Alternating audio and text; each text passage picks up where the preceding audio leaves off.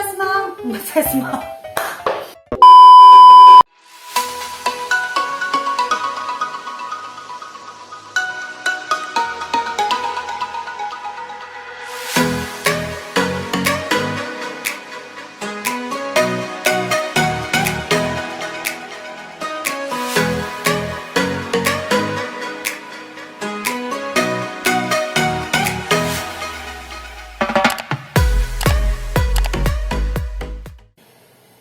Ceszums, it's me, your mommy vlogger. Welcome back to our YouTube channel. So today, magkakaroon tayo ng first time na mangyayari dito sa ating channel na mag-swatch ako ng products. Ayan. Since kilala nyo naman ako, hindi talaga ako masyadong particular sa mga makeup, hindi ako particular sa mga lipstick, pero nakita niyo yung aking improvement since day 1 hanggang sa ngayon. Yeah, sobrang excited ako to share it with you. And since first time ko na mag-swatch ng product. Actually, itong product na to is last year pa siya. Kaya nakuha naman natin siya ng half price. So yan, mga abangers. Sa mga abangers na like me, ng mga sale. Tingnan natin yung ating product. Tatry ko siya isa-isa. I-apply ko siya sa aking lips. Since ako ay isang sinaunang tao, yung lipstick na lagi ko nang ginagamit is lagi pink. And so yun, natutuwa ako kasi merong bago in-introduce sa akin, nakakapagpalabas sa akin outside my comfort zone. Kasi usually nga, ang ginagamit ko lang ng mga pink-pink. Ayan, kasi feeling ko kasi pag naka-pink ka, medyo bata-bata yung looks mo. Pero sabi nga, nagbabago ang panahon, nandito tayo sa millennials. So yan, so nakaka-relate na ako ng kaunti dahil dyan kay Watson. And so yan, sobrang excited na ako. So, I'm so happy and I'm so excited to share it with you. So, this is a product na collaboration ni Miss natin Lustrous sa BYS Makeup. So, ang pangalan niya is Lustrous. I don't know kung tama yung pronunciation ko, kung Lustrous. Lustrous by BYS Matte Lipstick Set. So, nung nakita ko siya, sobrang na-in-love ako dun sa kanyang packaging. Kasi simpleng-simple and very elegant. Ayan. So, natuwa ako. And then, this is a limited edition collection developed by BYS for Nadine Lustrous. So, ito yung kanyang pinaka-front. Nakalagay lang is Lustrous. And then, dito sa likod, dyan mo makikita naman yung different shades ng lipstick. So, yan. Sabay-sabay nating makikita. So, meron siyang matte lipstick, 6 na matte lipstick, and lip gloss. 2,900 plus. But sale siya, so nakuha lang siya ng half a price. So, good news. And then, nakikita nyo dito na merong pang 12M, 12 months. So, ibig sabihin, 12M, ito yung months ng ilang, halimbawa, binuksan ko siya ngayon. So, mag-start ako nun kung hanggang kailan yung expiration ng product. So, ito yung naka-indicate.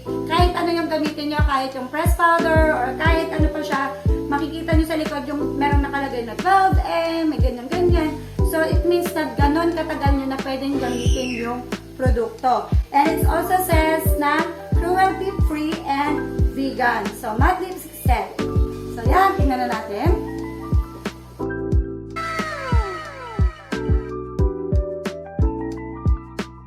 Meron siyang 6 shades and then meron siyang isang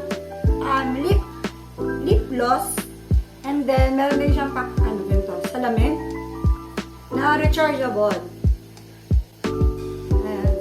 Meron siyang kasama na sa set niya yung Lustrous and Baby. Tapos ino-open siya. Tapos meron siyang ilaw, may LED light. Ayan. So since may ganyan, ito na rin ang aking gagamitin para sa pag-a-apply ko ng lipstick. Dahil hindi rin naman ako ganon talaga ka-familiar sa mga ganitong bagay. So, first time kong gagawin magkaroon ng swatch. And then, sobrang nakaka-excite na i-enjoy ako. So, i-apply ko yung bawat isang kulay ng lipstick. I begin with this. And ito yung kanyang packaging. So, silver yung kanyang coverhead. Itong lippy, yung lipstick. And then, transparent yung kanilang ginagamit para makita natin kung anong color. And then, yung kanyang applicator, ganyan, flat. Yun, usually, hindi talaga ako mahilig sa lip gloss kasi feeling ko ko kasi parang may mantika doon sa bibig ko. Tapos, ewan ko, ayoko na din ng shiny yung bibig ko. So, ewan ko lang this time kasi dahil high school pa ako and college. So, yun yung image sa akin na parang meron kang mantika sa bibig. So, pero ngayon, mas ano pala siya, mas sexy tignan, mas, ano tawag ito? Parang mas healthy yung lips mo pag meron kang lip gloss. So, yan, try natin. Ang laman ng container is 7 grams ang bawat isa. And, ayan. So, yun. So, let's try it now. So, let's try. Gamitin ko na yung kanilang free, compact na mirror. Para na merong LED. O, ayan. So, yan. Unahin ko muna tong lip gloss.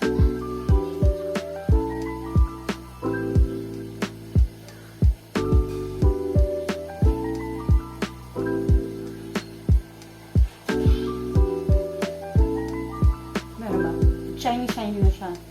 So, nung in-apply ko siya, ay hindi siya sticky. Yun talaga yung ayaw ko sa mga lip gloss. Kasi nga meron, pag yun, didikit siya, pero ito hindi naman. Tsaka mabango. Ang ganda. Kasi hindi talaga siya sticky. Kahit dikit-dikit ko siya, okay lang. So, mukhang healthy na yung lips ko. Stop! It was at this moment that he knew. He fucked up.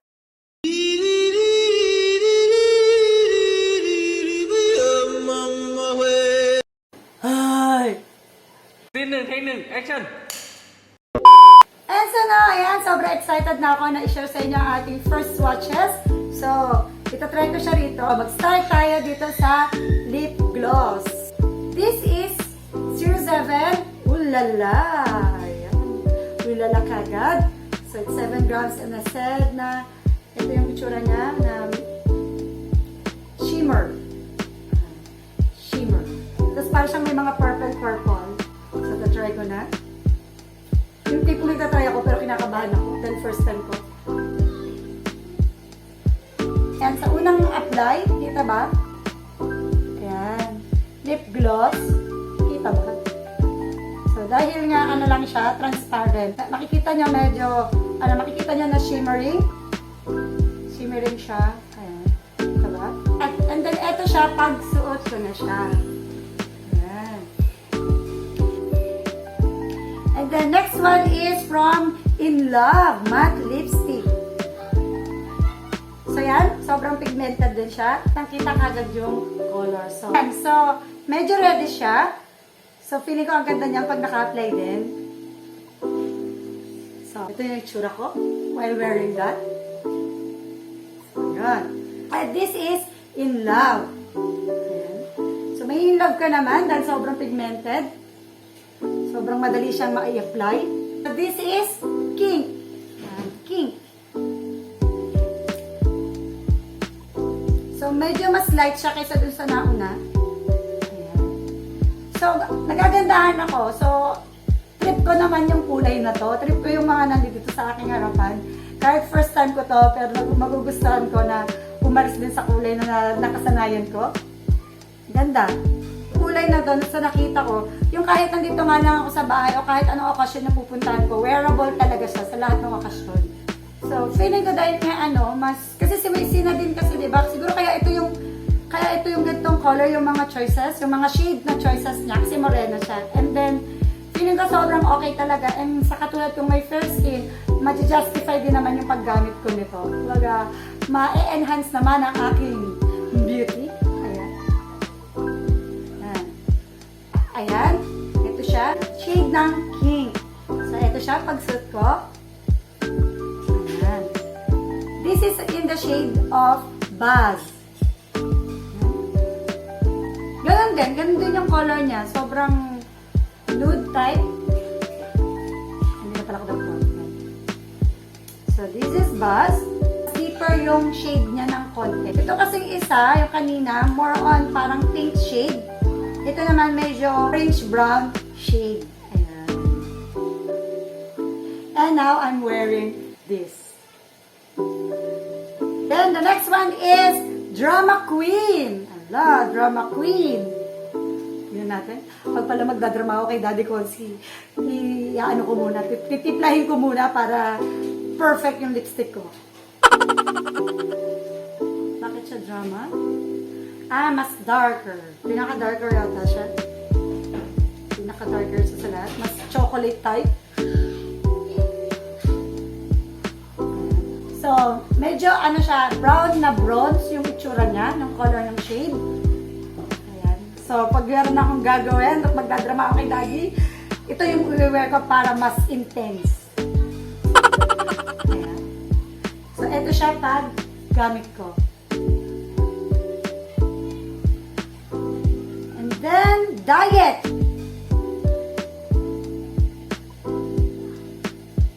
Mas diet. Siya yung parang mukhang salmon shade. Yung pinaka-lighter sa lahat. Ayan.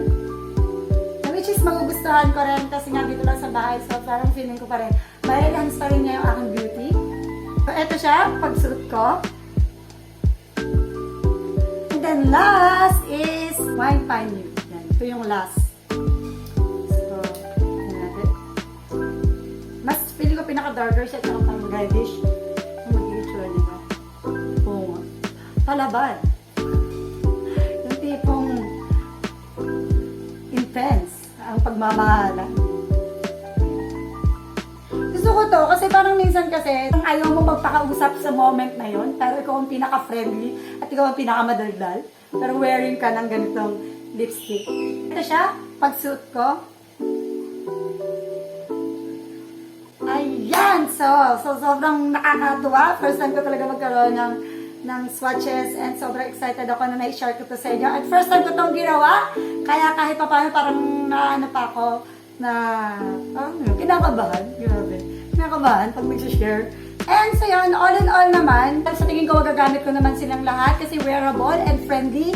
Friendly naman siya na makita ko na gamitin sa akin. So, may enhance naman niya ako. So, magbibigay na lang ako ng product review kapag nagamit ko na siya. And kung nagustuhan niyo yung mga shades at wala pa kayo nito, available po to sa Watson. Sobrang sale siya kasi half 50% off. Ang hindi na ako sure kung available sa lahat ng Watson store. Kung meron din silang available pa nito. Pero dito sa lugar namin, sa Watson Giginto ay merong available nito na 50% off. So kung nagandahan kayo at nagustuhan nyo, bilhin na! Ayan! So, maging maganda tayong lahat. Let's glow and grow together. So, thank you for watching. Hope you like this video. And don't forget to like and subscribe. Thank you!